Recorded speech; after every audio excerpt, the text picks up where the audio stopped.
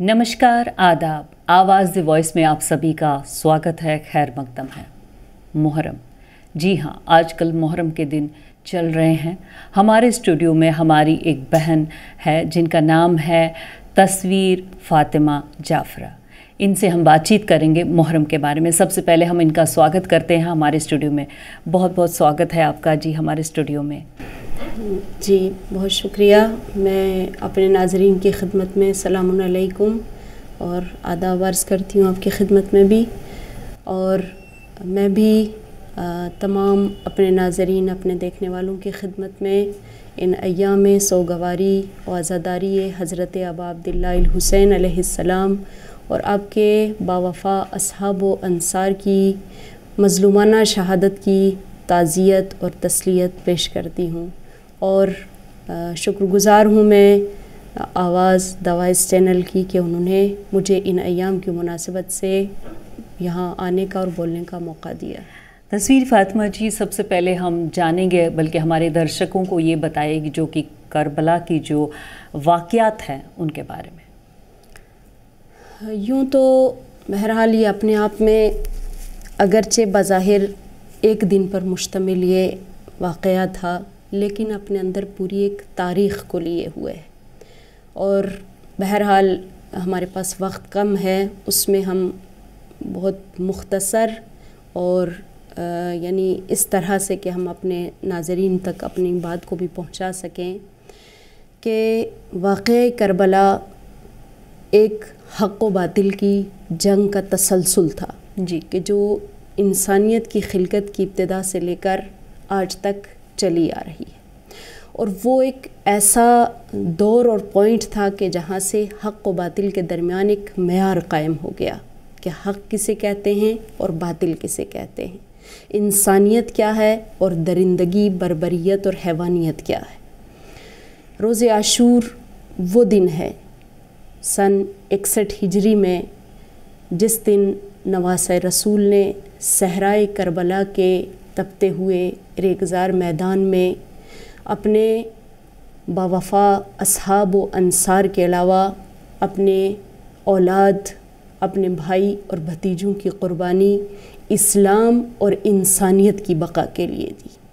हुकूक़ इंसानियत, एक इंसान के राइट्स क्या हैं, उसे जीने का हक़ मिलना चाहिए, उसके लिए मेरे मौला ने अपनी क़ुरबानी पेश की और वो जुल्म बर्दाश्त किए कि जिसकी मिसाल आज तक दुनिया दे नहीं सकती है, कि जिसकी एक मुख्तसर सा तारुफ़ यानी इस वाक़े की शिद्दत को समझने के लिए, इसकी अहमियत को समझने के लिए ये है कि इमाम हुसैन अलैहिस्सलाम ने कि जब यानी ये तारीख़ बहरहाल आज का इंसान जानता है, सोशल मीडिया का दौर है, हर एक वाक़िफ़ है कि जो वाक़यात पेश आए उसमें से कि पानी बंद कर दिया गया, खाना बंद कर दिया गया, जो इंसान की बहुत इब्तिदाई ज़रूरियात हैं। बिल्कुल, इसके बगैर रह ही नहीं सकता और हर इंसान का पहला हक़ है। और इमाम हुसैन अलैहिस्सलाम के 6 महीने के बच्चे के लिए मौला ने पानी मांगा कि मेरा बच्चा प्यासा है, मैं नहीं पीता, मुझे नहीं चाहिए, लेकिन मेरे बच्चे की प्यास बुझा दी जाए। और ये क़यामत तक ये मैसेज रह जाए कि हुसैन ने अपनी किसी ज़रूरत के लिए तकाज़ा नहीं किया है, उनके सामने झुके नहीं हैं। कहा कि अगर तुम्हें लगता है कि बच्चे के बहाने मैं अपनी प्यास बुझा लूँगा तो लो मैं इसको ज़मीन पे रख देता हूँ, इसकी प्यास बुझा दो। लेकिन दुश्मन की आँखों में आंसू ज़रूर आ गए, रोया ज़रूर दुश्मन, लेकिन उसके लिए कदम नहीं बढ़ाया। ये चीज़ हमें ये भी बताती है, हमें आज के हालात से भी जोड़ना है कि आज तक हम क्यों याद मनाते हैं वाक़या करबला की।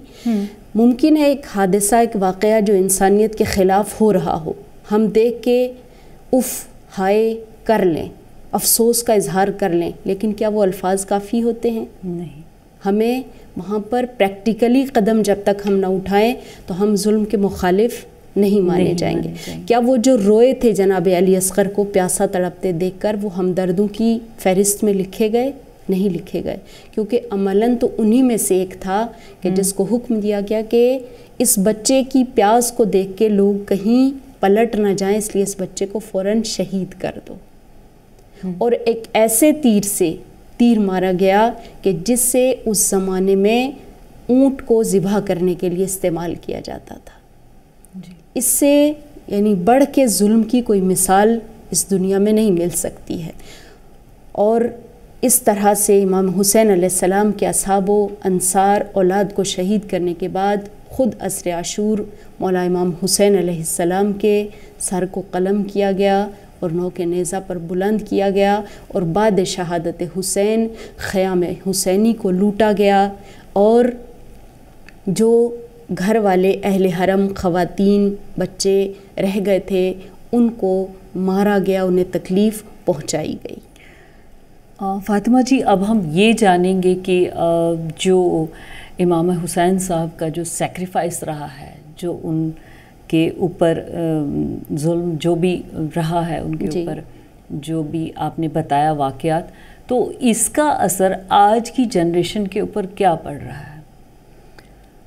دیکھیے، جیسے میں نے عرض کیا آپ سے کہ یہ ایک حق و باطل کا میدان تھا، یعنی معرکہ تھا، ایک طرح سے ایک انسانی اور غیر انسانی ایک بارڈر بن گئی کہ غیر انسانی حرکتیں کیا ہوتی ہیں اور انسانیت کس کو کہتے ہیں. امام حسین علیہ السلام کا قیام حقیقتاً انسان کے بنیادی حقوق کے لیے تھا. یزید اور یزیدی کیریکٹر جو تھا وہ اپنی رائے لوگوں پہ، اپنی مرضی لوگوں پہ تھوپنا چاہتا تھا، اور امام حسین اور اسلام انسان کو آزادی دلانے کے لیے، اسلام کا میسج ہی انسان کی آزاد زندگی ہے، غلامی سے نجات دینا ہے. امام حسین علیہ السلام اس ظلم اور اس طاقت کے مقابلے میں کھڑے ہو کے بتانا چاہتے تھے کہ کسی کو حق نہیں ہے کہ اپنی طاقت کی بنیاد پہ کسی دوسرے کے جینے کا حق چھین سکے. رائٹس، دوسرے انسان کو جینے کا جو حق ہے وہ کوئی بھی چھیننے کا حق نہیں رکھتا. سبھی برابر ہیں، سبھی انسان برابر ہیں. ہاں. خاص طور سے مذہبی آزادی ہر انسان کو، اپنے عقیدے کی آزادی ہے، اپنے عمل کی آزادی ہے. جو انسان جس راستے کو صحیح سمجھتا ہے اور دوسرے کے حق سے ٹکراتا نہیں. آزادی کا مطلب یہ نہیں ہوتا کہ انسان راستہ چلنے والے کو پتھر مار دے. اسلام غلط استعمال کرے اپنے پاور کو. وہی ہو رہا تھا، پاور کا غلط استعمال ہو رہا تھا. اور یزید یہ میسج دینا چاہتا تھا، یزیدیت یہ بتانا چاہتی تھی کہ طاقت ہی حق ہوتی ہے. کیا اثر پڑ رہا ہے آج کی جنریشن پر اس کو؟ یہی سمجھا رہا ہے، یعنی اس سے میسج مل رہا ہے کہ وہ یہ بتانا چاہتا تھا کہ آج میرے پاس پورے مطلب ایشیا پہ میری حکومت ہے، لہٰذا جو میں چاہوں وہ کر سکتا ہوں. امام حسین 72 کو لے کے آیا اور یہ بتایا کہ طاقت ہمیشہ حق نہیں ہوتی ہے بلکہ حق طاقت ہوتی ہے. بالکل. اگر ظلم جتنا بھی پاورفل ہو اس کے مقابلے میں اگر حق کھڑا ہو جائے تو آخر ظلم کو گھٹنے ٹیکنے ہی پڑتے ہیں. تو امام حسین صاحب کی جو بہن، ان کے بارے میں بھی تھوڑا درشائیے، بتائیے. دیکھیے، واقعہ کربلا جیسے میں نے عرض کی آپ کے سامنے اور اپنے ناظرین کے لیے بھی کہ عصر عاشور امام حسین علیہ السلام کی شہادت واقع ہو گئی. وہ آواز گویا اپنی طرف سے یزیدیوں نے مٹا دی، سر قلم کر دیا اور ان کے جانتے ہوئے بات ختم ہو گئی. لیکن امام حسین علیہ السلام جب مدینے سے چلے تھے تو اس چیز کا انتظام کر کے چلے تھے کہ حسینیت کربلا تک نہیں رہے گی، حسینیت کو قیامت سے ملنا ہے. اور ایک ایسے چہروں کا انتخاب کر کے لائے تھے، ایسی ہستیوں کا انتخاب کر کے لائے تھے کہ جو حسینیت کو قیامت سے متصل کر دیں اور ملا دیں. اور اس کے لیے ساتھ لائے تھے اپنی وہ بہن کہ جس کے پاس علی کا لہجہ تھا، فاطمہ کا کردار تھا، رسول کی بیٹی کا کردار تھا. اور جب جناب زینب چلی ہیں مقتل سے، جنازوں کے اوپر سے گزری ہیں، ہم اب خواتین ہیں، ہم سمجھ سکتے ہیں کہ ایک عورت ایسے حالات میں کتنا ایموشنلی ٹوٹ جاتی ہے، بکھر جاتی ہے. وہ چیز ضرور تھی، ظاہر سی بات ہے، انسانی جذبات تو تھے ان کے. انہوں نے رونے کے ساتھ ساتھ یہ بھی کہا کہ میں پیغام حسینی کو قیامت تک کے لیے زندہ کر کے آؤں گی. اور اس کے لیے جب دربار ابن زیاد میں گئیں، ایسا خطبہ دیا کہ کل تک جہاں لوگ سمجھ رہے تھے کہ حسین ابن علی نے بغاوت کی ہے، حکومت کے خلافت اٹھ کھڑے ہوئے، وہاں لوگ افسوس کے ہاتھ مل رہے تھے. جناب زینب نے گویا سوتے ہوئے لوگوں کو جگا دیا. اور جب شام کے دربار میں خطبہ دیا تو ایسا ایک اسیر عورت، ایک جن کو قیدی بنایا گیا اور سامنے حکومت اور اقتدار اور تخت و تاج ہے، لیکن حق میں دیکھیے کتنی طاقت ہوتی ہے. اگر حق بولنے پہ آ جائے تو پھر اچھوں کی زبانیں بند ہو جاتی ہیں. یہ میسج ہے آج کی دنیا کے لیے کہ کسی کے سامنے ڈر کے، اگر ہمیں یقین ہے کہ ہمارا راستہ صحیح ہے تو پھر ہماری آواز کو کوئی بھی خاموش نہیں کر سکتا ہے. پھر ہم مر کے بھی زندہ ہیں، پھر ہم اسیر رہ کے بھی آزاد ہیں اگر راستہ صحیح ہے ہمارا. تو جناب زینب نے دربار یزید میں بھی خطبہ دیا اور یہ بتا دیا کہ یعنی ایک بادشاہ وقت حکومت کے اقتدار پہ بیٹھا اور جناب زینب اس سے مخاطب ہو کر کہیں کہ میں تو تجھے اس لائق نہیں سمجھتی کہ میں تجھ سے بات کروں، لیکن تقاضا ہے وقت کا کہ میں تجھے کچھ باتیں کہوں. تم نے جو کیا وہ صحیح نہیں کیا. تو آج عاشورہ کے دن یہی میسیج آپ دینا چاہیں گی؟ محرم کے دن، عاشورہ کے دن یہ میسیج اگر جیسے بہت ساری چیزیں آج کے دور میں رونما ہو رہی ہیں، ایک اسی واقعے سے ہم ملا کے دیکھیں. ابھی ایک اسٹیٹ میں ہمارے ملک میں واقعہ پیش آیا کہ عورتوں کے ساتھ غیر انسانی بربریت ہوئی، ظلم ہوا. تو یہ حسینیت کی آواز ہے. گرو نانک کا ایک بہت خوبصورت جملہ ہے، کہتے ہیں انسان کو بیدار تو ہو لینے دو، ہر قوم پکارے گی ہمارے ہے حسین. انہوں نے کہا تھا گرو نانک جی نے کہ ضمیر کی آواز کو حسین کہتے ہیں. واہ! ضمیر کی آواز کو حسین کہتے ہیں. اور آج کے اس واقعے سے میں آپ کو جوڑ کے اس مختصر سے وقت میں بتا دوں. کہتے کہ جب شہادت امام حسین علیہ السلام کا وقت قریب آ چکا تھا، تنہا امام حسین بچے تھے، تو امام حسین علیہ السلام کے خیموں پہ فوجوں نے حملہ کر دیا تاکہ امام کو اور کمزور کیا جائے، مینٹلی طور سے ان کو اور ٹارچر کیا جائے. تو کہا کہ ہاں خیموں پہ حملہ ہو گیا ہے. ظاہر سی بات ہے کہ مرد کی آخری سانس تک بھی یہی کوشش رہتی ہے کہ میرا گھر، میرے بچے، میری ناموس محفوظ رہے. امام نے لشکر سے مخاطب ہو کر کہا کہ اگر آپ اسلام نہیں مانتے، انسانیت نہیں، تو کم از کم آزاد رہو. اتنے نہ بک جاؤ کہ تمہارا ضمیر بھی مر جائے.